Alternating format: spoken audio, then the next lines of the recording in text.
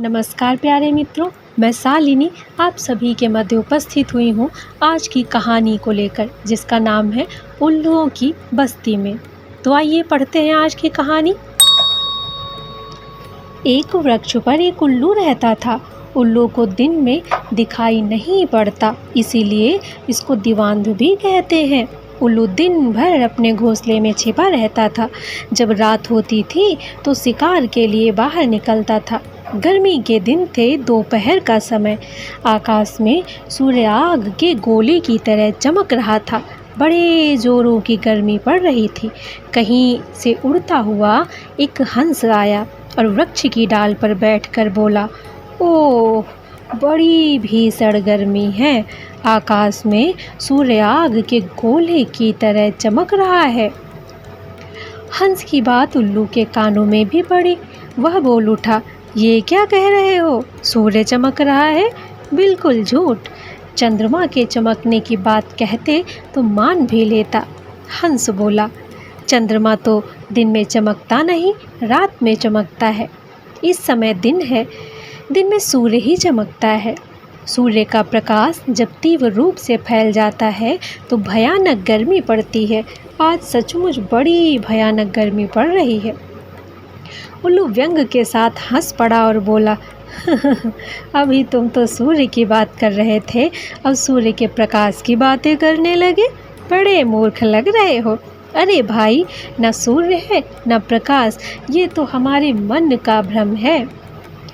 हंस ने उल्लू को समझाने का बड़ा प्रयत्न किया कि आकाश में सूर्य चमक रहा है और उसके कारण भयानक गर्मी पड़ रही है, पर उल्लू अपनी बात पर अड़ा रहा।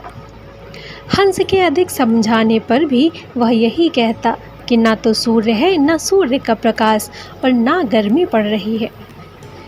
उल्लू और हंस दोनों जब देर तक अपनी अपनी बात पर अड़े रहे तो उल्लू बोला, पास ही एक दूसरे वृक्ष पर मेरे सैकड़ों जाति के भाई रहते हैं। वे बड़े बुद्धिमान हैं। चलो उनके पास चलकर निर्णय कराएं कि आकाश में सूर्य है या नहीं। हंस ने उल्लू की बात मान ली। उल्लू उसे साथ लेकर दूसरे वृक्ष पर गया।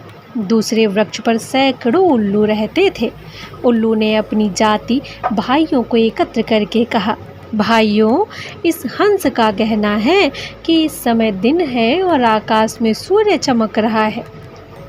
आप लोग ही निर्णय करें, इस समय दिन है या नहीं और आकाश में सूर्य चमक रहा है या नहीं।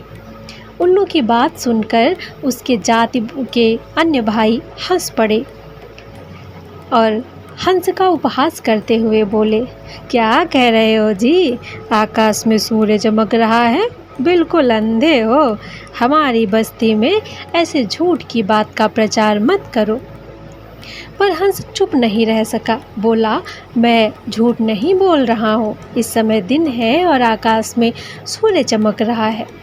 हंस की बात सुनकर सभी उल्लू कुपित हो उठे और हंस को मारने के लिए झपट पड़े। हंस प्राण बचाकर भागा। कुशल था कि दिन होने के कारण उल्लुओं को दिखाई नहीं पड़ रहा था। यदि दिखाई पड़ता तो वे हंस को अवश्य मार डालते। उधर दिन होने के कारण हंस को दिखाई पड़ रहा था। उसने सरलता से भागकर उल्लुओं से अपनी रक्षा कर ली। हंस ने बड़े दुख के साथ अपने आप ही कहा, ये बात सच है कि इस समय दिन है और आकाश में सूर्य चमक रहा है, पर उल्लुओं ने संख्या में अधिक होने के कारण सच को भी झूठ ठहरा दिया। जहाँ मूर्खों का बहुमत होता है, वहाँ इसी प्रकार सत्य को भी असत्य सिद्ध कर दिया जाता है। इस कहानी से हमें ये शिक्षा मिलती है कि मूर्ख मनुष्य विद्वानों की बात को भी सच नहीं मानता और मूर्खों की सभा में सत्य को भी असत्य ठहरा दिया जाता है।